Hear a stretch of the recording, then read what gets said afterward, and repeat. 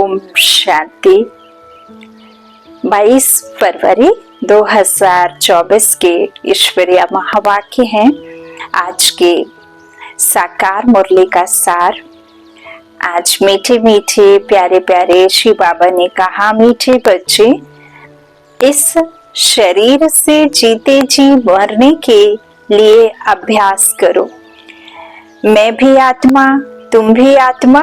इस अभ्यास से ममत्व निकल जाएगा। देह का अभिमान, देह के संबंध से बुद्धि परे हो जाएगी जब हम इस शरीर से न्यारे। और बाबा कहते हैं, इस शरीर से जीते जी मरने के लिए अभ्यास करो, उपराम रहो, बार बार प्रैक्टिस करो कि मैं यह शरीर नहीं हूँ, आत्मा हूँ, अविनाशी आत्मा। और ये शरीर विनाशी है, शरीर एक दिन छूटना ही है।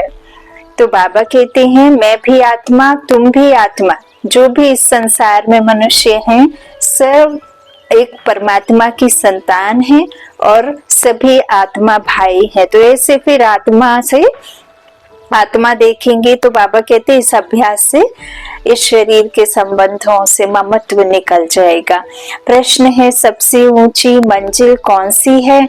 उस मंजिल को प्राप्त करने वालों की निशानी क्या होगी? उत्तर में बाबा ने कहा, सभी देहधारियों से ममत्व टूट जाए, सदा भाई भाई की स्मृति रहे, यही है ऊंची मंजिल।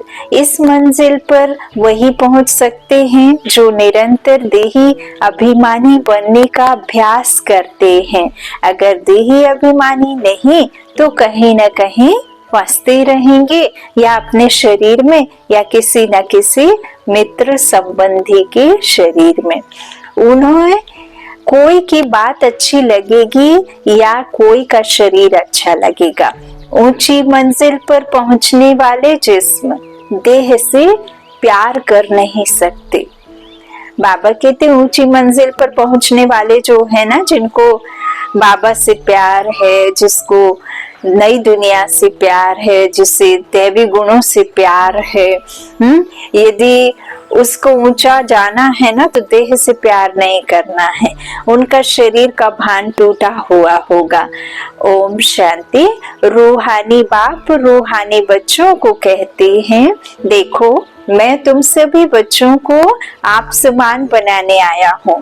अब बाप आप समान बनाने कैसे आएंगे? वह तो निराकार है। वह है निराकार। कहते हैं, मैं निराकार हूँ। तुम बच्चों को आप समान अर्थात निराकारी बनाने, जीते जी मरना सिखलाने आया हूँ। बाप अपने को भी आत्मा समझते हैं ना। इस शरीर का भान नहीं है, शरीर में रहते हुए भी शरीर का भान नहीं है। यह शरीर उनका तो नहीं है ना। ब्रह्मा बाप के तन का आधार लेते हैं लेकिन बाप का तो नहीं है। तो बाबा कहते हैं, उनको भान है ही नहीं देह का। तो बाबा कहते हैं, शरीर में रहते तो हैं लेकिन यह तो उनका नहीं है। तुम बच्चे भी इस शरीर का भान निकाल दो। तुम आत्माओं को ही मेरे साथ चलना है। यह शरीर जैसे मैंने लोन लिया है, वैसे आत्माएं भी लोन लेती हैं पाठ बचाने के लिए देह का। जब तक उस देह का और आत्मा का संबंध साथ रहता है, ड्रामा में पार्ट रहता है, तब तक शरीर और आत्मा साथ साथ रहते हैं। फिर शरीर छूट जाता है, आत्मा दूसरे देह को ले लेती है। तो बाबा कहते हैं, ऐसे ही मेरा भी लोन लिया है। मैंने आता जाता नहीं हूँ, मैं सिर्फ एक बार कल्प में आता हूँ और तुम आत्माएं आते जाते रहते हो, है ना। एक शरीर में, दूसरे में, तीसरे में, ऐसे जितने जिसके जन्म हो उतने उसके शरीर होते हैं। तो बाबा कहते हैं, तुम भी ऐसे ही पाठ बजाने के लिए आते हो ना। तो यह जैसे आए थे वैसे ही जाना है। आत्मा जैसे आई थी वैसे ही जाएगी, शरीर के साथ तो जा ना सके। तो बाबा कहते हैं, तुम भी ऐसे ही आए, तुम जन्म जन्मांतर शरीर लेते आए हो। अब जैसे मैं जीते जी इस शरीर में हूँ, ब्रह्मा के शरीर में, परंतु हूँ तो न्यारा अर्थात मरा हुआ। मरना शरीर छोड़ने को कहा जाता है। तुमको भी जीते जी इस शरीर से मरना है। मैं भी आत्मा, तुम भी आत्मा। तुमको भी मेरे साथ चलना है या यहाँ ही बैठना है? तुम्हारा इस शरीर में जन्म जन्मांतर का मोह है। जैसे मैं अशरीरी हूँ, तुम भी जीते जी अपने को अशरीरी समझो। हमको अब बाबा के साथ जाना है। जैसे बाबा का यह पुराना शरीर है, तुम आत्माओं का भी यह पुराना शरीर है।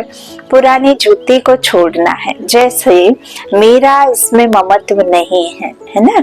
शायद जिस शरीर का आधार बाबा ने लिया है उस शरीर में ममत्व नहीं है। तुम भी इस पुरानी जुत्ती से ममत्व निकालो। हमारा भी तो पति तन है और देखो कितना पूरा कल्प पूरा हुआ, अब इसका तो समय खत्म हो गया है ना। सभी का घर जाने का वापस समय आ गया है। तो बाबा कहते हैं इसीलिए तुम भी ऐसे ही समझो कि ये पुरानी जूती है, तुमको ममत्व रखने की आदत पड़ी हुई है। हमको आदत नहीं है, बाबा को आदत नहीं है, हमको आदत है।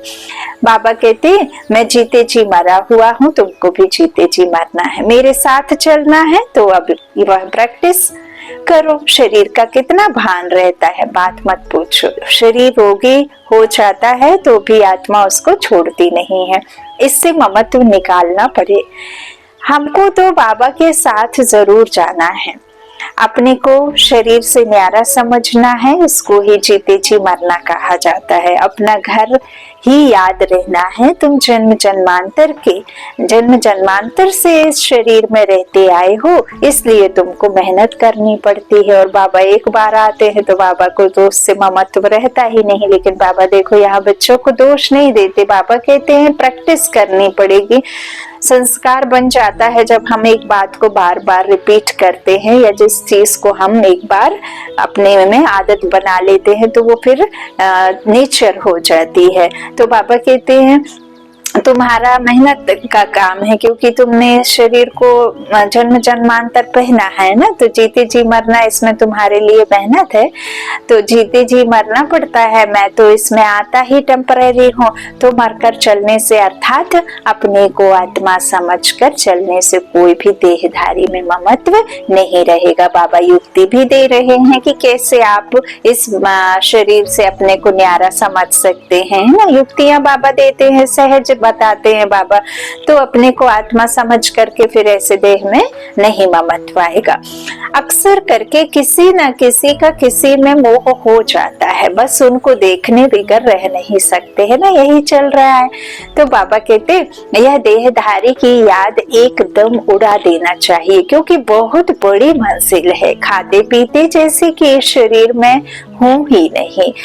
यह अवस्था पक्की करनी है, तब 8 रत्नों की माला में आ सकते हैं। मेहनत बगैर थोड़े ही उच्च पद पे मिल सकता है।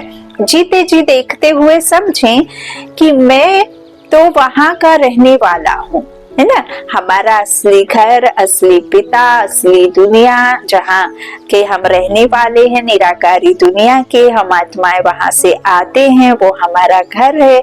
तो अब तो इसीलिए भी याद करना है, क्योंकि अब तो जाने का समय है। बाबा ने तो बता दिया कि अब जाना है। तो जैसे बाबा इसमें टेम्परेरी बैठा है, ऐसे अब हमको भी घर जाना है। जैसे बाबा का ममत्व नहीं है, वैसे हमको भी इसमें ममत्व नहीं रखना है। इसमें बाप को तो इस शरीर में बैठना पड़ता है तुम बच्चों को समझाने लिए, है ना। बाबा को समझाने के लिए ही इस शरीर के आधार लेना पड़ता है। तुमको अब वापस चलना है, इसलिए कोई देहधारी में ममत्व ना रहे। यह फलानी बहुत अच्छी है, मीठी है, आत्मा की बुद्धि जाती है ना। देखो बाबा यहाँ साफ साफ क्या कहना चाह रहे हैं कि ज्ञान तो परमात्मा का है। सुनाने के लिए बाबा ने बहुत सारे निमित्त आत्माओं को चुना हुआ है ना। तो बाबा कहते हैं कई ऐसे करके मुरलियां नहीं सुनते या बाबा की पढ़ाई छोड़ देते हैं कि वही चाहिए जिससे वो सुनने की आदत पड़ गई है। और कई दफा बाबा कहते हैं कि किसी देहधारी के उसमें फंस जाते हैं, है ना। चित्र में देखते हैं, इसी से सुनना, कई की मीठी आवाज को, कई का सहज भाषा, तो कई कुछ। तो देखिए मुरली सुनाने वाला, मुरली का ज्ञान देने वाला दाता एक ही है। बस थोड़ा सा 19-20 का फर्क है कि भाषा और शब्दों का थोड़ा 19-20 फेर। बाकी बाबा के महावाक्यों में कोई चेंजेस नहीं आते हैं। तो बाबा कहते हैं किसको कोई पसंद आ जाता है तो फिर उसी से सुनना पसंद करते हैं। तो ऐसे सब नहीं सोचना है। बाबा का ज्ञान है, बाबा का ज्ञान जिधर से भी मिल जाए, जिसके द्वारा भी मिल जाए, जैसे भी मिल जाए, हमें लेना है। हम एक क्लास को पढ़ने के लिए आखिरी तक टीचर एक ही नहीं पढ़ाता है ना, 12वीं क्लास तक 12 टीचर बदलते हैं ना, एक ही कैसे पढ़ा सकता है। तो बाबा कहते हैं जहाँ ज्ञान मिले, जैसा मिले, अच्छा मिलना चाहिए, बस उतना आपको धारणा होनी। वैसे भी ज्ञान तो इतना ही है कि मैं कौन, मेरा कौन, मैं आत्मा हूँ, परमात्मा की संतान हूँ, परम धाम मेरा घर है, निराकारी दुनिया के हम रहने वाले हैं, यहाँ हम पाठ बजाने आए हैं। तो बहुत छोटा सा ज्ञान है, बाबा कहते हैं उसमें आपको टिकना है। बाबा कहते हैं कि बाकी सब डिटेल है, ये तुमको समझने के लिए, समझाने के लिए, ताकि तुमको मेरी याद बनी रहे, तुम अपने आप को आत्मा समझ दुनिया से अपना डेरा दंगल उठा लो। तो बाबा कहते हैं प्रैक्टिस के लिए सारा सब कुछ बताते हैं। तो इस तरह बाबा कहते हैं कि किसी का किसी में मोह जाता है, बस उनको देखने बिगर रह नहीं सकते, है ना। तो यह देहधारी की याद एकदम उड़ा देनी चाहिए, क्योंकि बहुत बड़ी मंजिल है, खाते पीते जैसे कि इस शरीर में हो ही नहीं। तो यह अवस्था पक्की करनी है, तब 8 रत्नों की माला में आ सकते हैं। मेहनत बेगर थोड़े ही उच्च पद मिल सकता है। जीते जी देखते हुए समझें कि मैं तो वहां का रहने वाला हूँ, है ना। मन बुद्धि से चले जाएं वहां जहां हम रहने वाले हैं, जहां के, और जहां हमें रहना है अभी आने फ्यूचर में, सतयुग में। तो जैसे बाबा इसमें टेम्परेरी बैठा है, ऐसे अब हमको भी घर जाना है। जैसे बाबा का ममत्व नहीं है, वैसे हमको भी इसमें ममत्व नहीं रखना है। बाप को तो इस शरीर में बैठना पड़ता है तुम बच्चों को समझाने के लिए, बाबा ने कहा।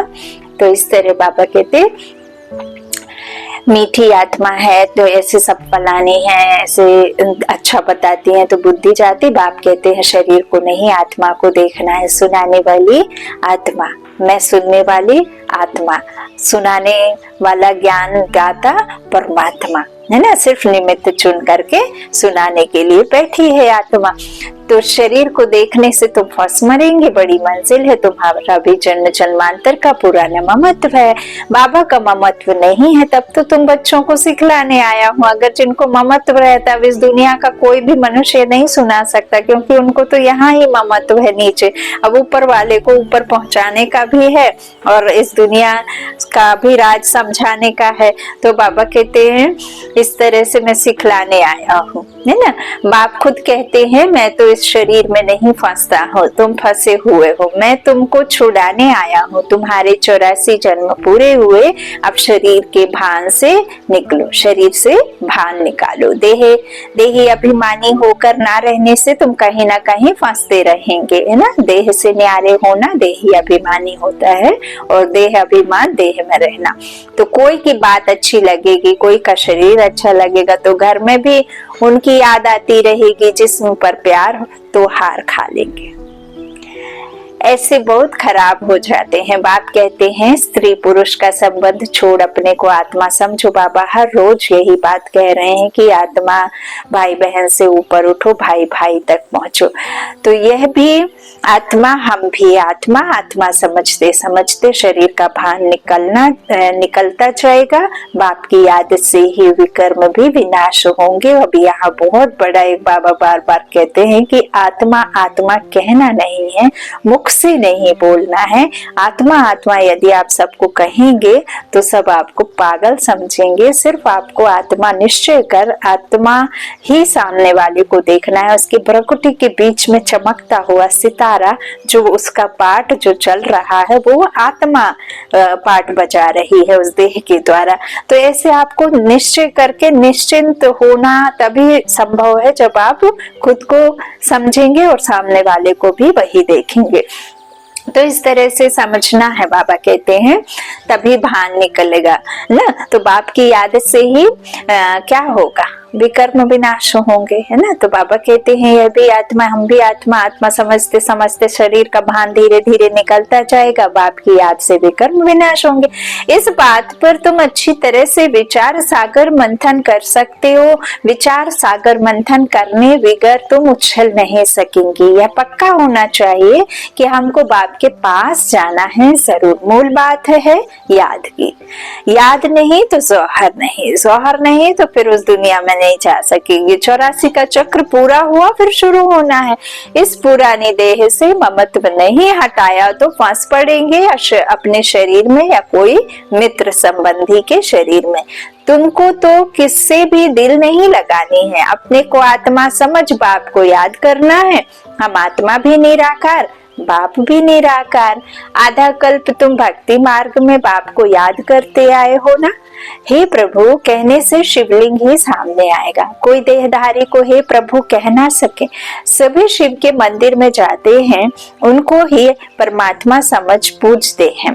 ऊंचे से ऊंचा भगवान एक ही है, ऊंचे से ऊंचा अर्थात परम धाम में रहने वाला।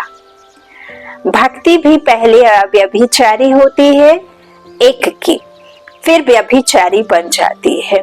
तो बाप बार बार बच्चों को समझाते हैं कि तुमको उच्च पद पाना है तो यह प्रैक्टिस करो, देह का भान छोड़ो। सन्यासी भी विकारों को छोड़ते हैं ना। आगे तो सतो प्रधान थे, अब तो वह भी तमो प्रधान बन पड़े हैं। सन्यासी आदि भी देखो तमो प्रधान बन पड़े हैं। इसे डिटेल में समझाने की जरूरत नहीं है, आप देख ही रहे हैं कि कैसे मठमठाधीश किस तरह से विकारों में गिरकर कैसी दुनिया में मचा रखा है ना भ्रष्टाचार। तो बाबा कहते हैं सब तमो प्रधान बन पड़े हैं, पैसे की ललक है ना, बहुत लालच है, देह का लालच है। तो इस तरह से बाबा कहते तो सतो प्रधान थे, अभी वह नहीं है। सतो प्रधान आत्मा कशिश करती है, अपवित्र आत्माओं को खींचती है ना। मंदिरों में विराजमान जो देवी देवताओं की मूर्तियां हैं उसमें इतनी कशिश है क्योंकि वो प्योर आत्माएं जो होकर के गई है ना, वो आत्माओं की प्योरिटी आपको अपनी ओर खींचती है। और जो भी मंदिर में जाता है, जो भी गुरुद्वारे मस्जिद में जाता है, वो आत्मा जाती है तो अपने मन में किसी के प्रति घृणा या किसी के प्रति कोई अशुभ भावना लेकर के नहीं जाती, या तो कोई अपना बिगड़ी बनाने के लिए कुछ से कहने जाएगी, उनके सामने हाथ जोड़ करके कुछ मांगेगी, कुछ अपने कार्य करवाने के लिए, कुछ मुश्किलें को हल करने के लिए वहां जाएंगी, किसी कोई अच्छे कार्य के लिए, किसी कोई बीमार है तो उसकी अच्छी कामना के लिए, उसको ठीक करने के लिए। तो वहां जो भी जाता है बहुत अच्छे थॉट लेकर के जाता है, इसीलिए वो उधर का वाइब्रेशन इतना अच्छा होता है। तो अब घर को मंदिर बनाने के लिए बाबा ने क्या कहा, आपके मन के भाव जो हैं वैसे होने हैं जैसे आप मंदिर और गुरुद्वारे में जाकर के रखते हैं। तो वहां की वाइब्रेशन कितने पावरफुल होते हैं, कितना पीसफुल, कितना अच्छा लगता है, मन को कितना शांति मिलती है, क्योंकि वहां के वाइब्रेशन की कशिश है तो आत्मा को खींचती है। तो बाबा कहते हैं इस तरह से आपको घर को मंदिर बनाना है ना, पवित्र आत्माओं को खींचती है, आत्मा पवित्र है तो भल पुनर्जन्म में आते हैं तो भी पवित्र होने के कारण खींचते हैं।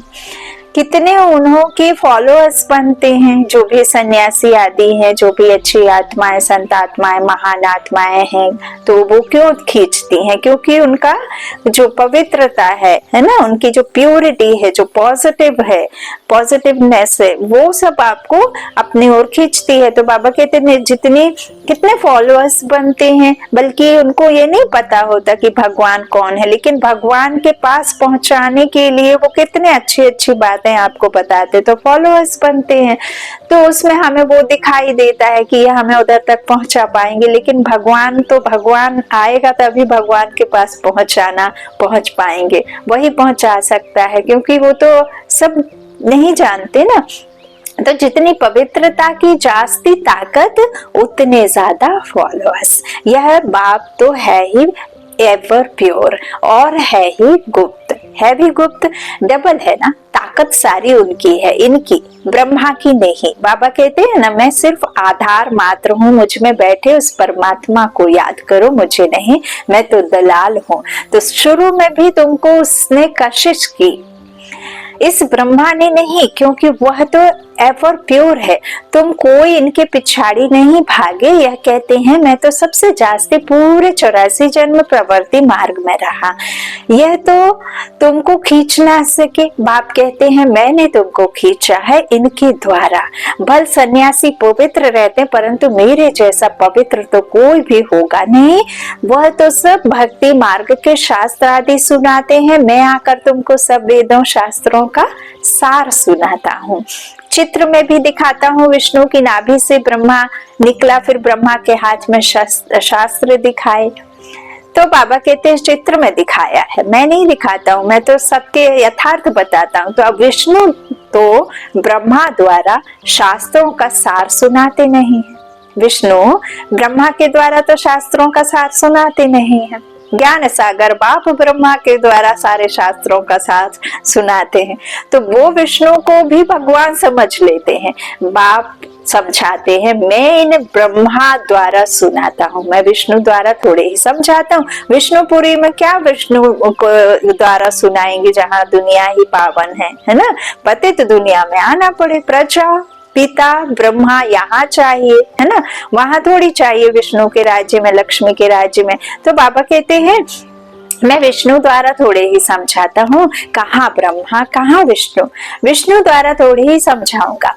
तो बाबा कहते हैं ब्रह्मा सो विष्णु बनते हैं, फिर 84 जन्म के बाद यह संगम होगा। यह तो नई बातें हैं ना, कितनी वंडरफुल बातें हैं समझाने की।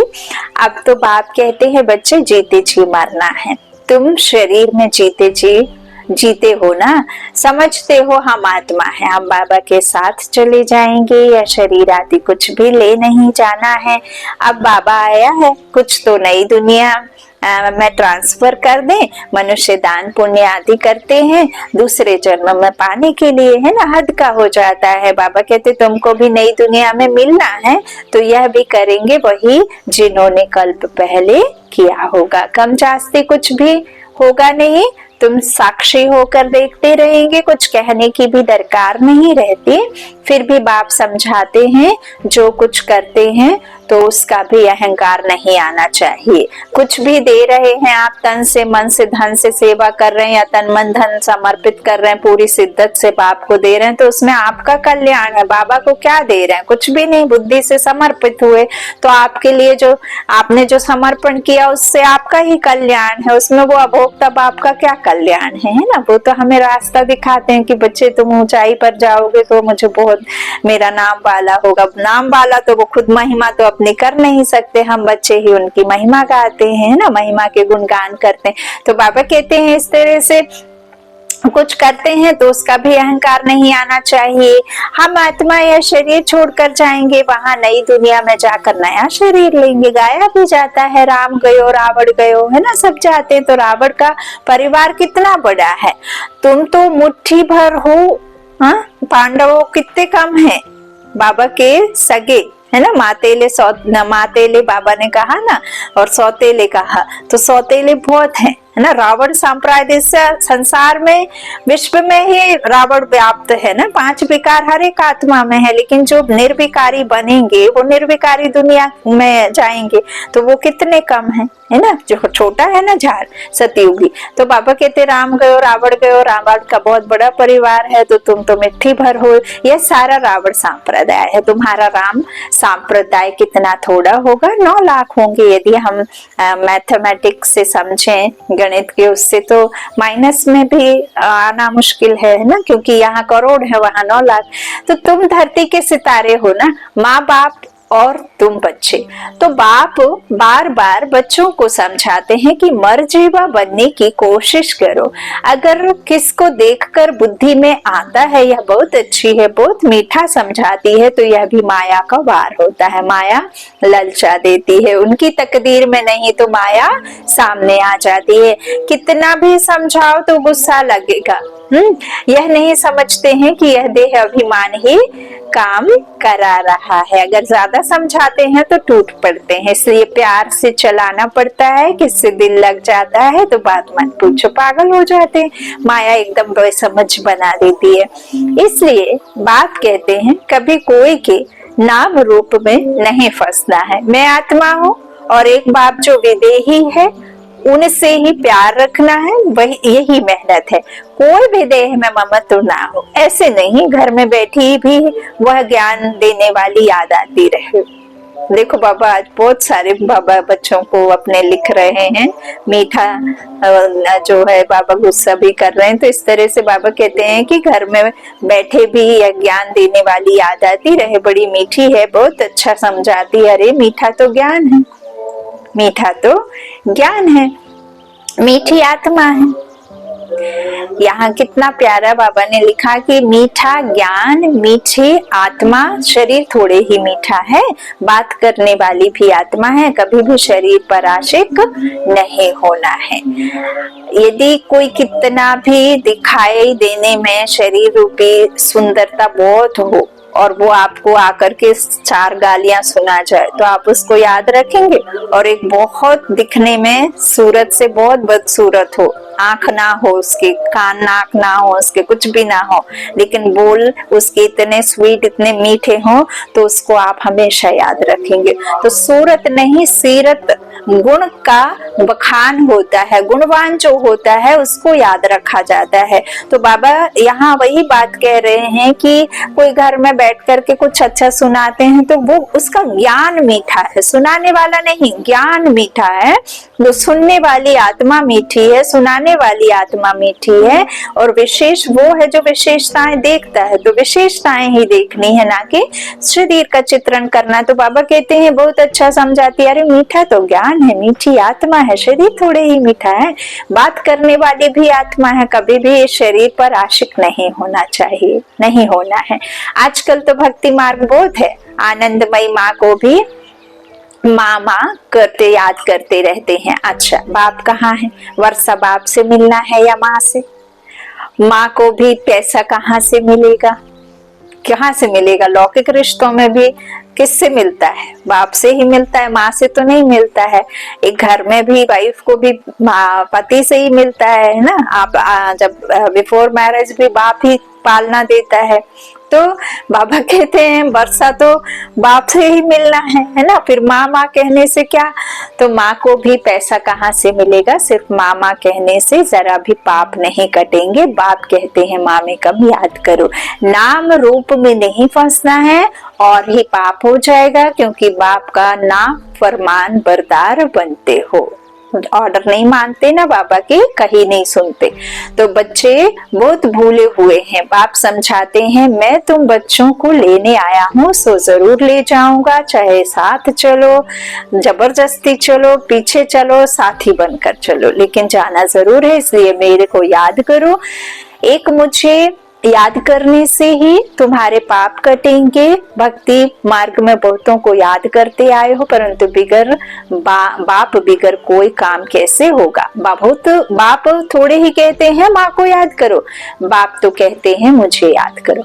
पतित पावन में हो, बाप के डायरेक्शन पर चलो। तुम भी बाप के डायरेक्शन पर औरों को समझाते रहो। तुम थोड़े ही पतित पावन ठहरे, याद एक को ही करना है। हमारा तो एक बाप, दूसरा ना कोई, है ना। दुनिया में होंगी हजारों बातें, हमारे लिए सिर्फ बाप की बातें हैं। तो बाबा हम आप पर ही वारी जाएंगे, वारी जाना तो श्री बाबा पर ही है, और सबकी याद छूट जानी चाहिए। भक्ति मार्ग में भी बहुतों को याद करते रहते हैं। यहाँ तो एक श्री बाबा, दूसरा ना कोई। कोई भी कोई अपनी चलाते हैं तो क्या गति सदगति होगी? मूंझ पड़ते हैं। बिंदी को कैसे याद करें? अरे तुमको अपनी आत्मा याद है ना कि मैं हूँ, मैं आत्मा हूँ, वह भी बिंदी रूप ही है। तो तुम्हारा बाप भी बिंदी है, बाप से वर्षा मिलता है, माँ तो फिर भी देहधारी हो जाती है। तुमको विदेही से ही वर्षा मिलना है, इसलिए और सब बातें छोड़ एक से बुद्धि योग लगाना है। अच्छा मीठे मीठे सीखी लादे बच्चों प्रति माता पिता बाप दादा का याद प्यार और गुड मॉर्निंग। रूहानी बाप के रूहानी बच्चों को नमस्ते। हम रूहानी बच्चों के रूहानी माता पिता बाप दादा को याद प्यार और गुड मॉर्निंग। धारणा के लिए मुख्य सार, पहला बाबा ने कहा शरीर का भान खत्म करने के लिए चलते फिरते अभ्यास करना है। जैसे कि इस शरीर से मरे हुए हैं, न्यारे हैं, शरीर में ही नहीं, बिगर शरीर आत्मा को देखो, है ना। एक अंदर एक फरिश्ताई ड्रेस वाला और एक लाइट वाला, तो अंदर में दो शरीर होते हैं और ये दिखाई देने वाला है ना, दो ना दिखाई, अव्यक्त और हमारा अनादि स्वरूप। तो बाबा ने दूसरा कहा, कभी भी किसी के शरीर पर तुम्हें आशिक नहीं होना है, एक विदेही बाप से ही प्यार रखना है, एक से ही बुद्धि योग लगाना है। वरदान है, सेवा और स्व पुरुषार्थ के बैलेंस द्वारा ब्लेसिंग प्राप्त करने वाले कर्मयोगी भव। कर्मयोगी अर्थात कर्म के समय भी योग का बैलेंस हो, याद में रहते कर्म करना। सेवा अर्थात कर्म और स्व पुरुषार्थ अर्थात योग युक्त। सेवा अर्थात कर्म और स्व पुरुषार्थ अर्थात योग युक्त। इन दोनों का बैलेंस रखने के लिए एक ही शब्द याद रखो कि बाप करावनहार है और मैं आत्मा करनहार हूँ। बाप करावनहार है और मैं आत्मा करनहार हूँ। यह एक शब्द बैलेंस बहुत सहज बनाएगा और सर्व की ब्लेसिंग्स मिलेंगी। जब करनहार के बजाय अपने को करावनहार समझ लेते हो तो बैलेंस नहीं रहता और माया अपना चांस ले लेती है। जब करनहार के बजाय अपने को करावनहार समझ लेते हो तो बैलेंस नहीं रहता और माया अपना चांस ले लेती है। स्लोगन है, नजर से निहाल करने की सेवा करनी है तो बाप दादा को अपनी नजरों में संभालो। नजर से निहाल करने की सेवा करनी है तो बाप दादा को अपनी नजर में संभालो। जब भी आप किसी को देखो या आपके ऊपर किसी की दृष्टि पड़े तो उसे बाबा ही बाबा दिखाई पड़े, है ना। अच्छा, ओम शांति। शुक्रिया बाप दादा, शुक्रिया आप सभी भाई बहनों के स्नेह का प्यार का। ओम शांति।